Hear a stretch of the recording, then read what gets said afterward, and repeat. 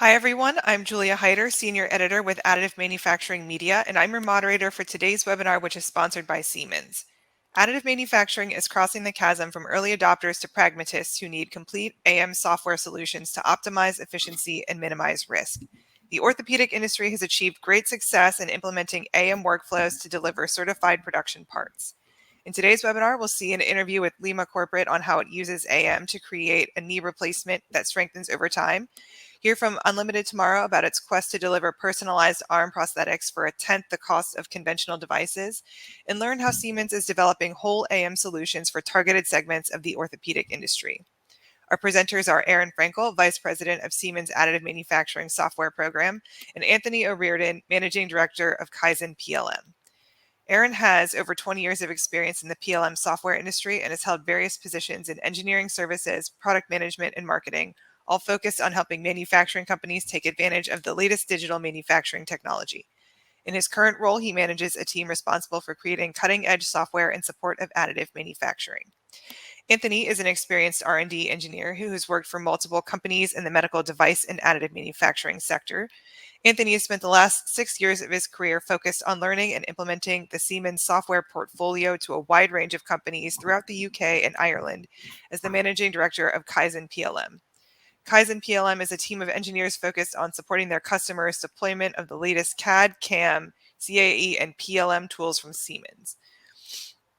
It is the UK and Ireland's smart expert partner for additive manufacturing software deployments and has had great success improving both the efficiency and capability of their customers' design, simulation, and additive manufacturing workflows.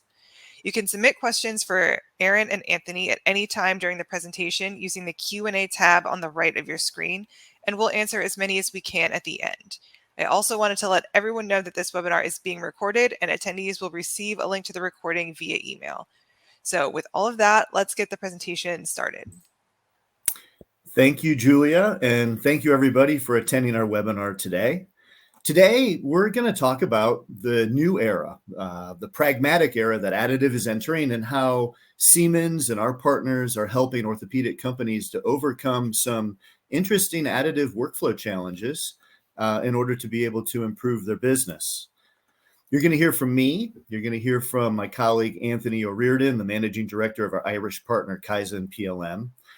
And we're going to share some virtual interviews that two of us conducted with a couple of our customers, Riccardo Toninato from Italian-based Lima Corporate, as well as Easton LaChapelle from New York-based Unlimited tomorrow. And we're going to demonstrate some of the game-changing superpower capabilities that you gain when you use NX additive manufacturing software in your workflows. I mentioned that additive has entered a new age. The age that we're leaving behind is kind of this idealistic, everything is possible gee whiz age that has been driven heavily by let's say technology enthusiasts who've been very interested in what additive can do for them. And in kind of the classic crossing the chasm terms, we're moving from the early market where innovators and visionaries who were willing to take risks because they could understand and see the future of additive to the mainstream market on the other side of the chasm. And as Jeffrey Moore pointed out in his famous high-tech marketing book, this requires a very different approach related to how software vendors and solution providers like Siemens develop, sell, and deliver our solutions to our customers. You see, pragmatists understand that additive has a lot of potential, but they're very concerned about its value to their business as opposed to the technological promise, which we saw from the innovators. This means that these pragmatists are less inclined to accept solutions that are not fully developed and not completely ready to deploy. They want to be able to minimize the overall investment risk and have a very clear sense of the benefits before jumping into additive technology. And as a solution provider for additive manufacturing, the challenge for us is how to be able to respond to this shift in the market with a more kind of pragmatic approach to additive solutions. And so today, Anthony and I are going to talk about 3 ways that we're helping orthopedic companies in this new age of pragmatic additive. We're going to focus on some specific applications in the medical industry with whole solutions. You see, customers can't afford to stitch together an additive workflow with different software systems. They need a single system in order to be able to get the efficiency that will deliver profitability with additive. And secondly, we're focusing on some key opportunities that orthopedic companies are trying to capitalize with additive. Whether it's delivering patients with personalized orthopedic implants or prosthetics, or helping to extend the life of those devices, we as a software provider are tuned in order to handle these types of challenges. And finally, we're trying to deliver our solutions in a manner that recognizes that every customer is on a unique business journey. We engage with small and medium-sized businesses, enterprises, and even startups.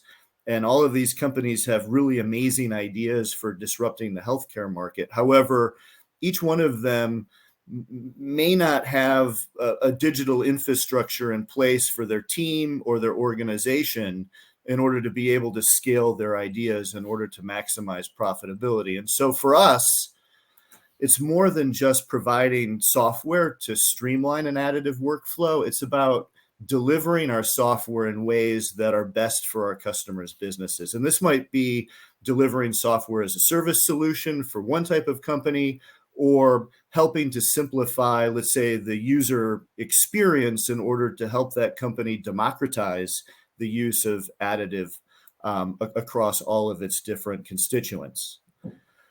There's a reason why we, Siemens, and our partners are focusing on solutions for medical device manufacturers. For one thing, the market, it's projected to expand over the next 6 years at nearly an 18% compound annual growth rate. And this translates into a $6.6 billion market. And for one thing, another thing, Siemens, we have hundreds of customers in this medical device space. Your company might be one of them. And we already have dozens of medical companies using our Siemens solutions and working with us on additive manufacturing. Most of our customers are telling us that the biggest reason that they're adopting our additive solution is because of the fact that we have an end-to-end solution with a single software environment in order to help each of the constituents in the process to get their jobs done. These companies, our customers, they can't afford anymore to jump from one tool to do engineering work, and another tool to do design, and a third to do print prep, and even more to do scheduling and manufacturing execution and production oversight. Beyond the advantage we offer with a unified digital workflow, we deliver solutions that are particularly attuned for designing implants and prosthetics, from handling patient scans to manipulating lattice structures and providing multifunctional topology optimization. And beyond that, we also provide solutions to help simplify and automate the preparation of print jobs. And the entire additive digital environment is managed. And this gives customers process efficiency, quality control, and traceability that's absolutely vital in this type of highly regulated industry.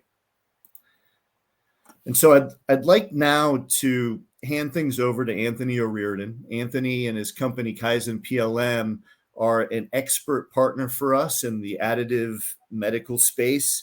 Anthony is going to talk about the key trends that are driving the use of additive in the orthopedic industry and the main challenges that companies are facing as they're trying to scale up additive operations for scale production. And so with that, Anthony, welcome. Thanks very much, Aaron. I suppose to summarize, we've really observed 3 primary trends that are actually driving the use of additive manufacturing in the orthopedics industry. The first is personalization. companies really recognize that delivering implants and prosthetics based on the actual anatomy of their patients, it improves the comfort, it improves the performance, and it improves the durability of the devices. Secondly, more and more companies providing metal-based implants for hips, shoulders, knees are turning to what they call cementless arthroplasty. These implants use special lattice-based metals called cellular solids to create rough, porous structures that bones can actually grow into, thereby offering the advantage of strengthening the implant over time. Finally, many orthopedic companies are relying on additive manufacturing to completely disrupt conventional business models for delivering their implants and their prosthetics. This goes beyond the product itself to the patient experience, whether it's providing remote care, democratizing healthcare paradigms, or fundamentally changing the clinician's involvement in defining the orthopedic solution. To capitalize on these trends, orthopedic companies face three main challenges. Number one, whether it's an implant or a prosthetic, each device needs to be optimized for its patient and the intended use. That might mean, in the case of a knee, figuring out the perfect balance between solid and lattice material to provide bone ingrowth without jeopardizing the implant's durability. In the case of, say, an arm prosthetic, it would mean ensuring that the device is comfortable to wear so that its usage rate remains high. Secondly, virtually every medical device company we work with to improve their additive environment is seeking a fully integrated workflow. While they may have been willing to put up with multiple disconnected software tools to get the job done for prototyping, they just can't afford that inefficiency when they go to scaled production. And finally, a lot of these companies are finding that having an integrated workflow is just the first step in tuning their additive operation to handle the increased demand. They want to merge their additive workflows in with the rest of their engineering and business processes. They want to leverage new software paradigms like SaaS, and they want to establish best practices so that they can apply them to new groundbreaking innovations. Three key technical needs for optimizing implants and prosthetics, as we'll see later on in our customer examples, include leveraging parametric design capabilities to create products directly from patient bone scans, working efficiently with lattice-based models in a highly iterative design environment, and applying topology optimization and generative engineering to improve the overall orthopedic performance. Our customers have reported that the keys for integrating the additive workflow are, first and foremost, the requirement to eliminate any reliance on STL files and STL data in the additive workflow. You need to connect your design to your validation and your build preparation to your production execution and process management in a single digital thread. And introducing more automation into the additive process, whether it's in the design or build preparation phases of the workflow. Then, once companies have their additive workflows established, the keys to taking their operation to the next level are: one, adopting advanced manufacturing execution system solutions to schedule and manage their production execution. Two, implementing order and delivery systems that expand the possibilities of additive throughout their entire business. And three, creating closed loop systems to leverage additive best practices on future projects. As Aaron mentioned, a number of medical device companies are already realizing tangible benefits from using our additive solutions. I'd like to give you a sense of how they're doing it. And then we'll talk directly with two customers, the first being Lima Corporate and the second being Unlimited Tomorrow, on their own experiences. One common workflow that we've been called on to support relates to the use of patient scans for personalized implants and personalized surgical guides. We'd like to walk you through a short demo of how our software comes into play in this scenario. Let's imagine that our challenge is to develop a surgical guide for hip replacement. We need this guide to conform to our patient's unique pelvic shape, and for the guide design itself to be flexible enough to accommodate different drill hole and different post locations. Here's what a unified additive workflow for a personalized surgical guide might look like. First, you need software that can prepare the scan, analyzing and repairing any problems with the 3D mesh. Then, you need to be able to identify where we want the guide hole to be and the best location for supporting posts while the guide is in use. Our additive design software will then automatically create those posts, adjusting the surface interacting with the bone to conform with its unique topology. From there, you need to be able to label the guide so it pairs with the target bone scan. Then you have to create build supports. In this case, just for the bone scan you're printing as a practice surrogate. The guide itself lays flat in the build tray. The fourth step would be to prepare a 3D printed build, optimizing efficiency by printing as many guide and bone pairs as possible. And finally, the production process itself must be managed for quality, visibility, and ultimately the codifying of best practices. With such a process, you can expect to reduce the time to deliver a personalized surgical guide by 2/3. You'll come away with a one-to-one match between the guide and the patient's anatomy. And with our unified workflow, you'll be reducing the number of systems required to complete the task from 5 down to 1. I went through all of that fairly quick. So we've created a short video to show the highlights of this workflow in action. Here are the 5 basic steps to create a personalized surgical guide for hip repair. It starts with preparing the patient's bone scan. First, you need to analyze the quality of the scan for problems. In this case, we've found that we need to repair one gap in the scan. Next, we need to remesh the facet body to have a smoother CAD model. Then we can create faces to allow downstream CAD operations.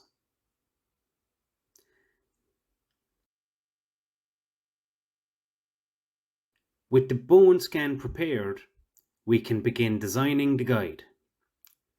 With an automated utility, we simply identify the drill bushing point and the points for the supporting posts, and the guide is automatically generated.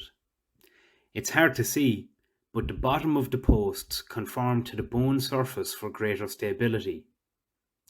Next, we can easily add a patient number to the guide for traceability.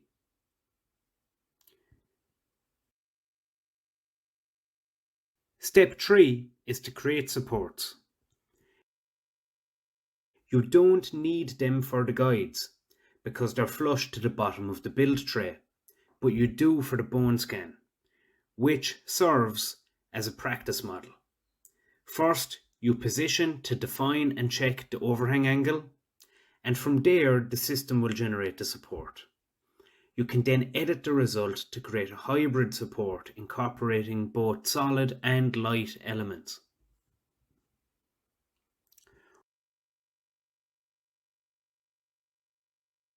Once you have a collection of bone and guide pairs, you can position them in the build tray to optimize the output of your 3D printer.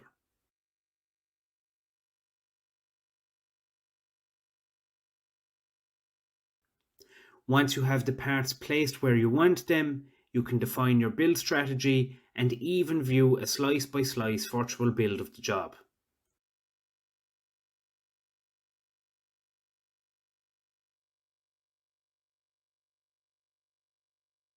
This includes the ability to zoom in on the path the 3D printer will take for any given slice.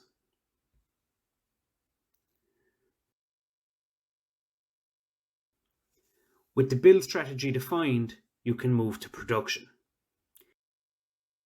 Here you can retrieve work instructions for the job. You can send the print job file to the target printer.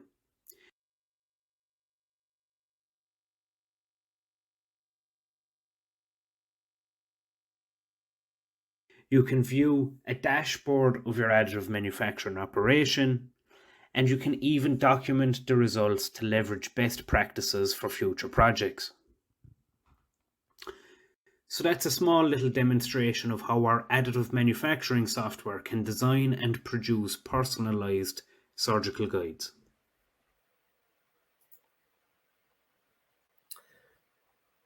Okay, so the second additive workflow I'd like to talk about comes from Lima Corporate. Lima Corporate are an Italian-based global orthopedics company that have revolutionized the hip replacement industry with a 3D printed hip cup. Employing its proprietary trabecular titanium material and a unique lattice-based design.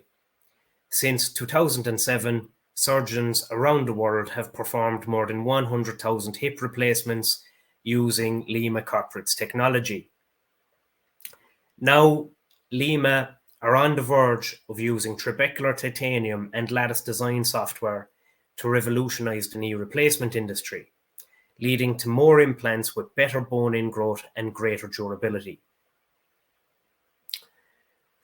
Working alongside our additive development team, Lima developed a streamlined, unified additive workflow with Teamcenter. They created custom lattice structures in NX, and they used topology optimization to accelerate design and 3D print build preparation by 50%. They were able to accomplish this without any of the data exchange quality errors that they experienced with their old process, largely because they eliminated their dependency on STL files. Now, I'd like to share with you a discussion I had last week with Riccardo Toninato, Lima Corporate's Additive Manufacturing Manager. But first, let's take 2 minutes to learn a little bit more about how Riccardo's company created the cementless knee implant.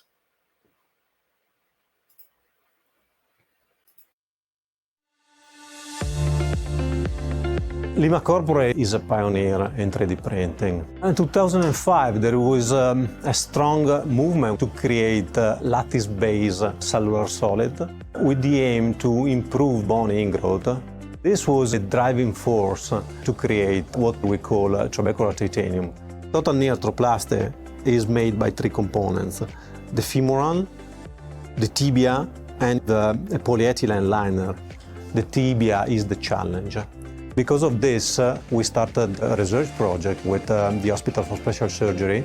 My young patients, they want to play tennis, they want to ski, they want to have their life completely back. We started analyzing the fluoroscopy of patients with a total knee, and we studied data for bone density and also for the forces, and we merged all together in this computational model. For the first time, 3D printing has been used not only to create a lattice for bone ingrowth, but also to topologically optimize the design. When we started in 2007 designing our implants with additive manufacturing, the computational time to reach the results was massive. Now, in Lima, we connect the design, the additive manufacturing, and machining through Teamcenter. The main advantage that we gain with the Siemens softwares have been avoiding the use of STLs. We have been able to reach up to 50% in time reduced for job preparation. We were the first in the world to perform surgery with this new implant. I've seen these patients after 6 weeks, 3 months, 6 months, and they're doing great. I know relatives which are actually working with one of our implants. It's very rewarding to have such a big impact in the quality of life of people that you know. Hi Riccardo, thanks for joining the webinar. It's great to talk with you virtually. So, can you tell us what your role is at Lima Corporate? Thank you very much, Anthony. It's a pleasure to speak with you today. So, my role in Lima Corporate is Additive Manufacturing Manager.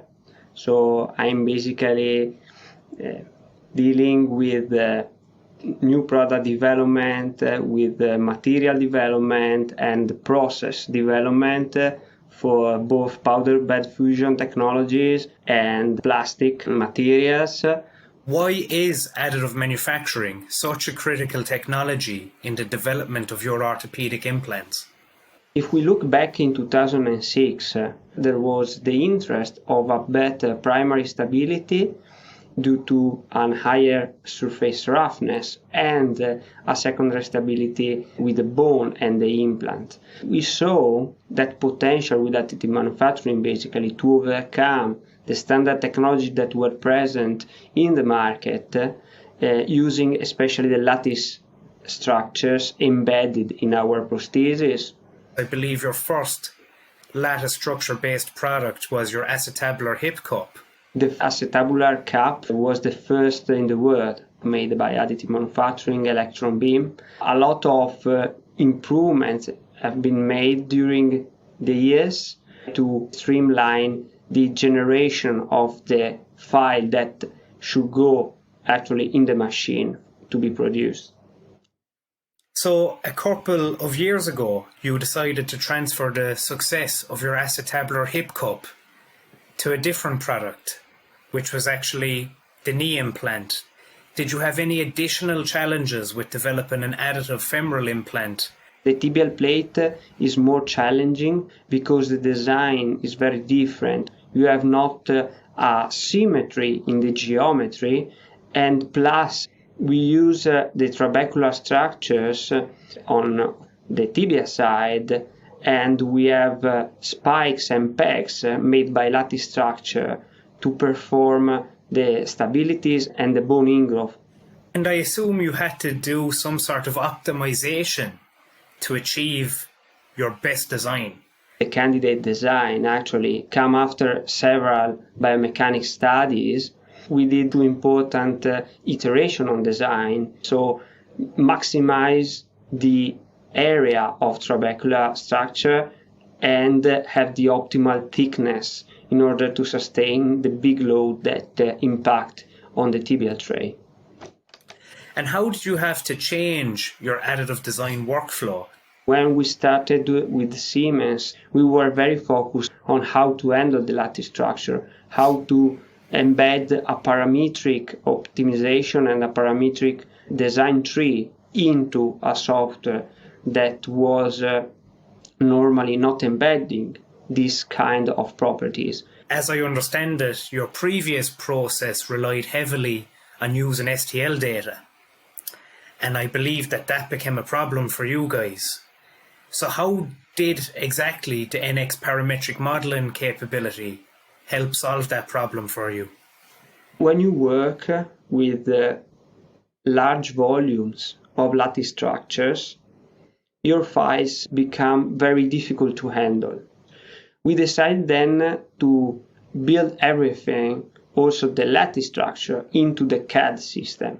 We go straight from the CAD environment without any passage through STL and then directly to the slicer for the machine. We save a lot of time in processing the trabecular structures, normally up to 50% of the time to prepare a single job. Let's talk about the scaled production of these tibial plates. How do you go from low volume production to scaled mass production of metal additive manufacturing components?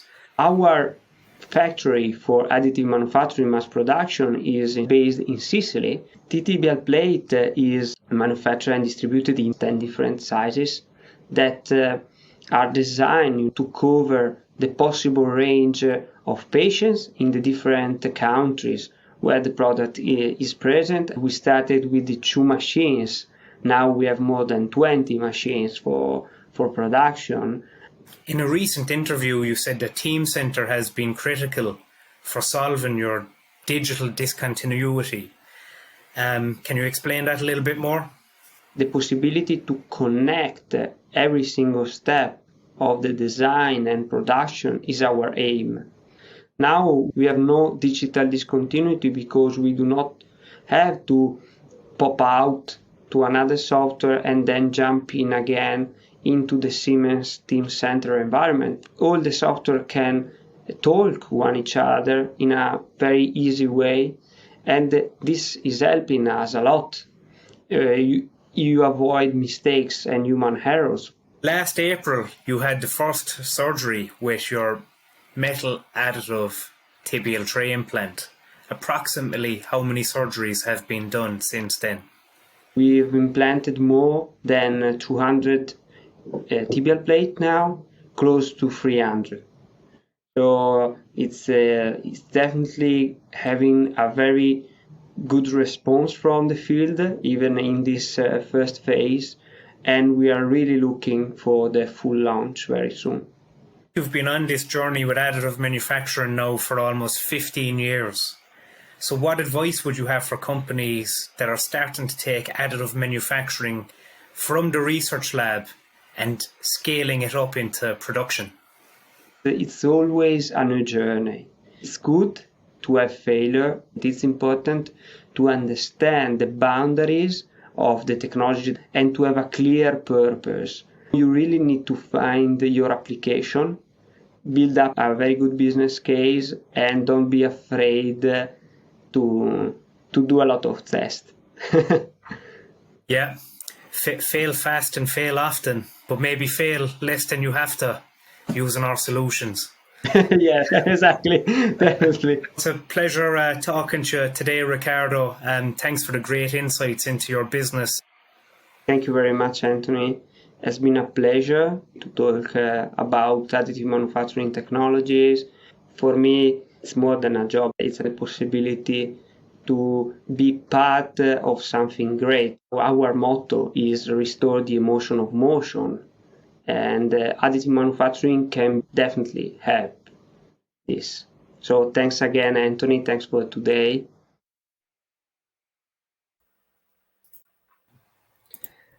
Lovely. Certainly a great use case from Riccardo. Now I'd like to hand back over to Aaron to talk about another customer gaining value from our additive medical device solutions. Hey, thanks, Anthony. That was such a great interview. Nice job. Thanks, yeah. So I'd like to now talk about Unlimited Tomorrow, which is another incredibly inspiring and purposeful kind of startup company and story about Easton LaChapelle and the story and solution that he's created. He founded the company when he was 19 years old, and I'd just like to say that I'm personally excited and find it super motivating to be working for a company that offers Unlimited Tomorrow and Easton solutions in order to help him take his business further. Unlimited Tomorrow, what they do is they deliver personalized arm prosthetics that are at a fraction of the cost, 10% of the cost of traditional devices. And they do this via a direct-to-consumer model where the patient never has to leave the comfort of their own home in order to be able to be fitted and receive such a solution. They do this with 3D scanning, 3D color printing, and Siemens generative design and modeling software that will morph the connecting prosthetic to the patient's residual limb. And they do this by working in a cloud-based Teamcenter environment. Unlimited Tomorrow has dramatically reduced the number of prototypes required in order to get perfect fits. They've shortened the development time, and they've scaled up production by an order of magnitude by leveraging the Siemens digital infrastructure and capabilities and workflow capabilities that we've put on top of it. I had a chance to talk with Easton last week, and I'd like to share with you the conversation that we had. But first, let's learn a little bit more about how our Siemens additive manufacturing solutions are enabling Unlimited Tomorrow to disrupt the prosthetics market.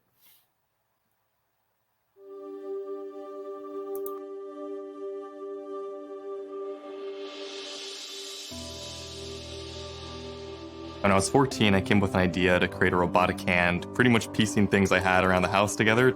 And this incredible moment happened at the 2013 State Science Fair in Colorado. I met a small girl that had an $80,000 prosthesis, and I just could not believe this.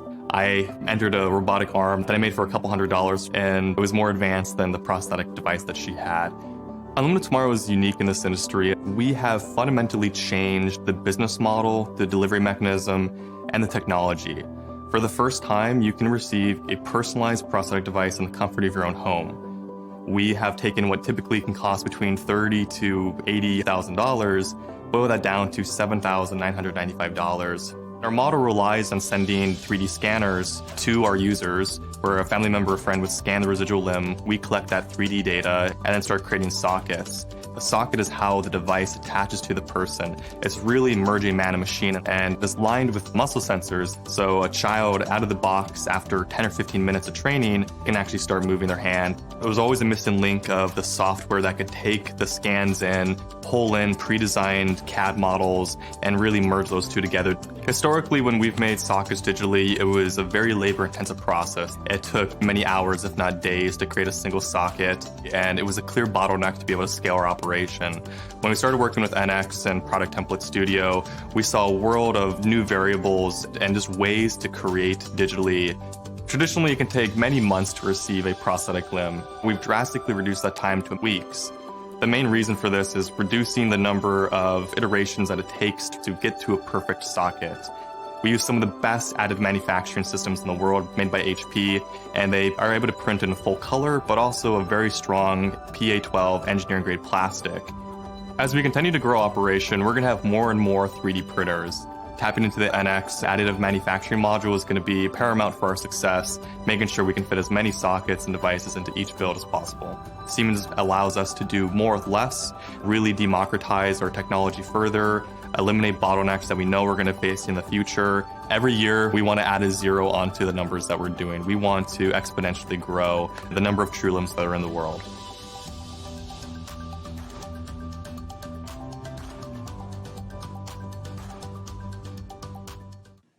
Hi, Easton.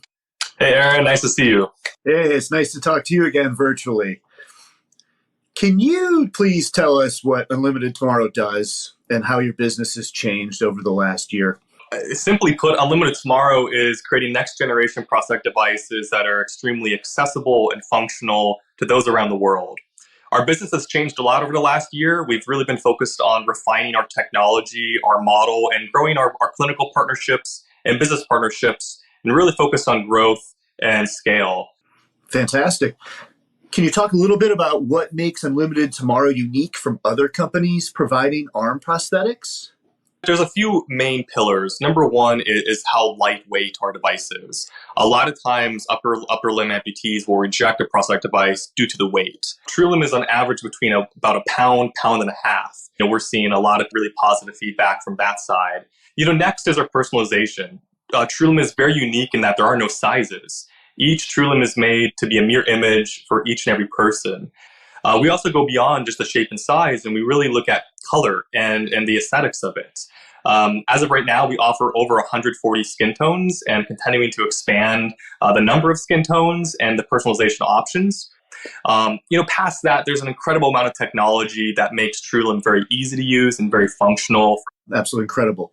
Why is additive manufacturing so critical to the development of your personalized prosthetics? We could not do what we're doing today without additive manufacturing. It is the enabling technology to produce true limb. It also opens up so much design freedom that we can make each part purpose-built, reduce the number of parts, really fine-tune our printing costs, the ease of assembly, the design for manufacturing. It seems that the fit of the socket where the user's limb attaches to the arm prosthetic is critical to the overall success of the product. Why is that?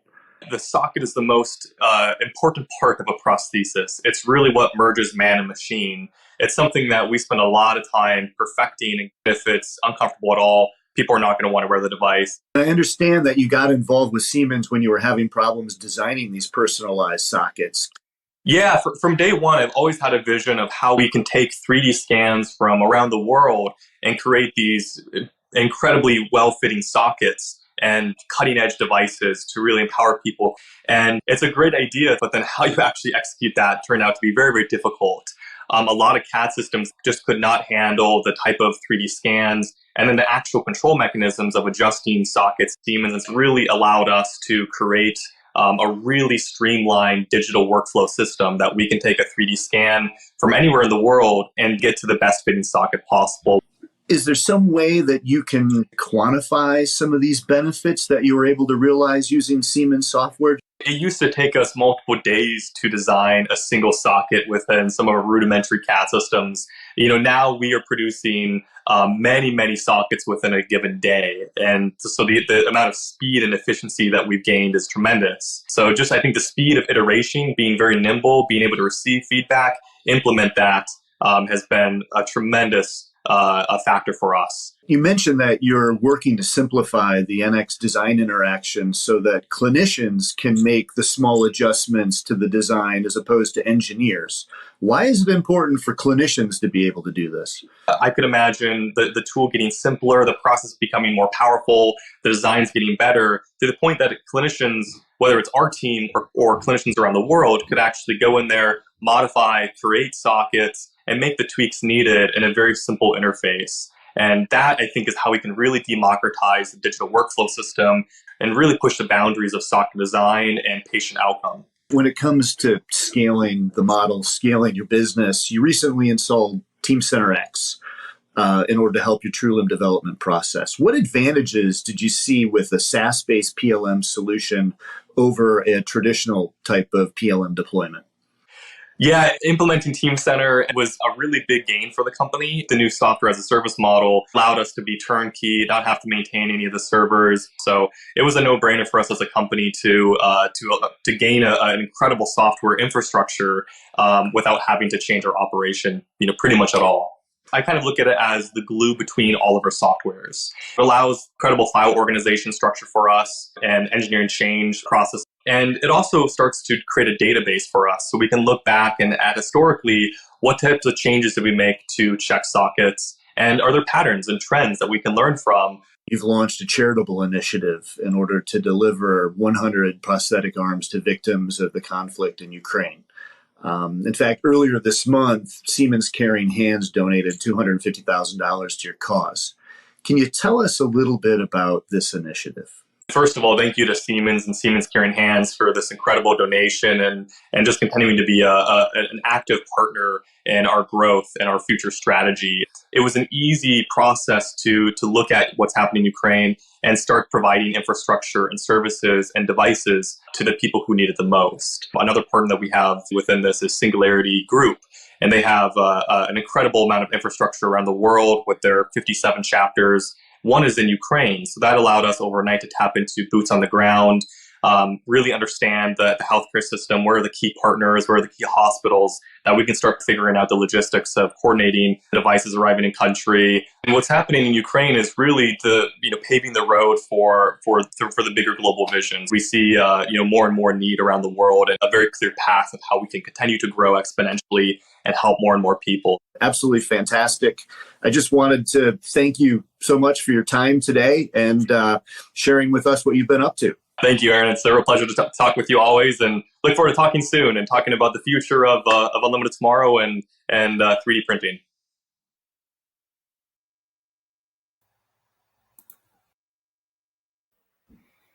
It's such a great story. And we're especially proud at Siemens to be contributing to Easton's initiative to deliver personalized prosthetics to Ukrainian amputee victims. And so there you have 3 examples, one process demonstration and 2 customer stories that show medical device companies how they gain from our additive manufacturing solutions. And if I could leave you with just 3 thoughts. Number 1, in keeping with the shift in the additive market from visionary technologists to business pragmatists, we're delivering complete additive manufacturing solutions that optimize the design through the production of medical implants and prosthetics. Secondly, we're focused on the biggest trends in the field of orthopedics, personalization, osteointegration, and remote care. And we're solving the major challenges companies face on capitalizing on these trends. And finally, we've proven the power of our additive manufacturing solutions, delivering tangible benefits to actual customers. Lima Corporate, Unlimited Tomorrow, and many, many more. Thank you all for your time today. Thank you, Anthony, for joining me, and we're happy to remain online for the rest of the time. Looks like we have 15 minutes to try to answer any questions that you might have. But before we go to the Q&A, I'd just like to highlight the different people that you can contact in your region if you're interested in having further conversations on additive manufacturing software that Siemens provides for the orthopedic industry. And so with that, I'd like to open it up for some Q&A. All right. Thank you, Aaron and Anthony. It looks like we're starting to get some questions already, but there's still time to submit one. You can do that using the Q&A tab at the right of your screen, and we'll do our best to get to it. If we aren't able to get to it today, someone can follow up with you later on via email. All right. Let's see. Our first question. Does Siemens manufacture different laser sintering machines? Because in the video, I saw EOS laser sintering machines. I'll take that one, Anthony. At Siemens, we do not manufacture any 3D printing machines. We provide automation hardware to the 3D printing machine OEMs and other types of machine OEMs that develop and produce machinery for the additive industry as well as other industries. But Siemens also develops software that can be used to design, simulate, and prepare manufacturing jobs for 3D printers. And today we focused on our software solution for additive manufacturing. All right. We spend a lot of time fixing bad data that we import. Do you have software that can help us with that? Absolutely. So Siemens NX comes with a complete tool set for working with scanned data. You have a complete polygon modeling and reverse engineering tool set. So you can leave the data as tessellated data if you like, and do whatever you want with it. Simulate it, prepare it for additive manufacturing builds, or you can actually convert that scanned data into BREP data with a suite of very easy to use tools as well. Okay. Our company is just now looking to get into 3D printing. There are a lot of decisions to make about design, materials, machines, etc. Can Siemens help us figure all of this out? We can both take this one, Anthony. Absolutely. We can help you out. We would love to help you out. We have experts not only within Siemens, but within our expert partner community, like Kaizen PLM with Anthony and his organization, where we can engage with you to kind of understand your challenges and be able to share with you the experience that we've gained throughout kind of our learnings over the past, let's say, 5 to 7 years. Anthony? Absolutely. Regardless of your use case, we can have a discussion and we can advise the best machines and materials for that given use case. And we can show you how our NX software can help you with that process. So there's definitely certain types of additive machines that suit certain products better. There's machines for prototyping and there's machines for production, but we can support you with it all, really. I'd also maybe like to add that at Siemens we have a rather extensive network of partners, a partner ecosystem that encompasses many machine OEMs as well, and we also bring in our machine OEM partners as well to help with consultations and help advise on different machine technologies and material types for different types of applications. Okay, I have one more question here. So if anybody else has anything they want to ask, make sure to get it in quickly. But the question is, what kind of materials do you work with? I think it might also be useful to extend that to what types of processes do you work with as well? Okay. If you don't mind, I'll start on this one, Aaron. Sure. I suppose we can work with any material. Our NX software can output to robots doing wire arc additive, robots or CNC machines doing directed energy deposition. It might be a HP multi-jet fusion printer printing in a nylon material, or it could be an SLS machine that we've prepared a 3D nest for in some sort of polymer. But the powder bed metal machines can print in cobalt chrome, titanium, tungsten, aluminium, you name it. So we work with a very broad range of materials, and we support our customers to print in a broad range of materials. We can provide finite element analysis simulations to simulate the behavior of that material, and we can even do build process simulations to predict how the parts will be printed. Great answer, Anthony. Yeah, I mean, just to maybe summarize quickly, I think one of the unique aspects of our NX solution is the fact that we can program many different modalities of machines, both from a fixed axis perspective and a multi-axis perspective, and do that both for metal and polymer and other types of materials. And so it's kind of a nice way to be able to support the diversity of different applications that might exist in an enterprise by just using one single tool set. Okay, I have two questions here. I think that they're going to have kind of the same answer, but I'll read them both to you. The first one says, is machining and surface treatment for PBF systems part of the streamlined solution? The second one is, do you provide any solutions regarding the post-manufacturing process of the 3D printed parts? Absolutely. I suppose whether it's wire EDM or CNC machining or CMM inspection, we can actually control wire EDM machines and program them. We can control and program CNC machines, and we can control and program CMM machines all in the NX environment as well.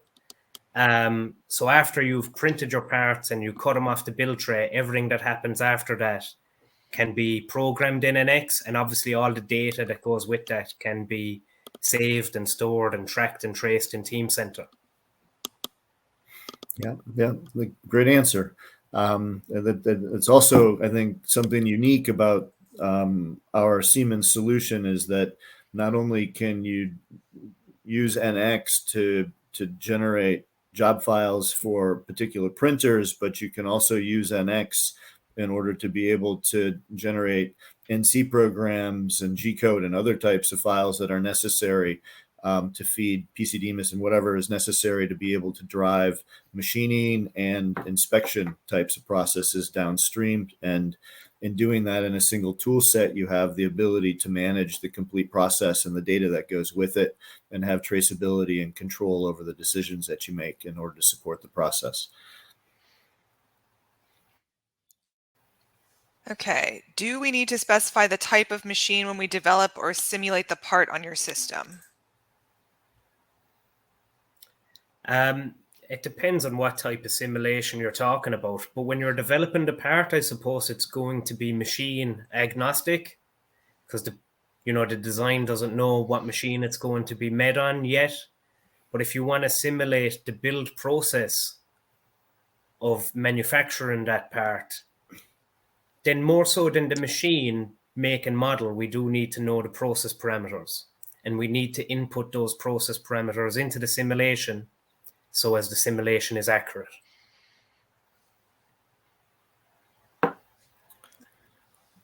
Good answer. Yeah. I'm down to one question again. So if anybody has anything else they would like to ask, make sure to get that in. The question is, are the properties of the AM version of these materials known?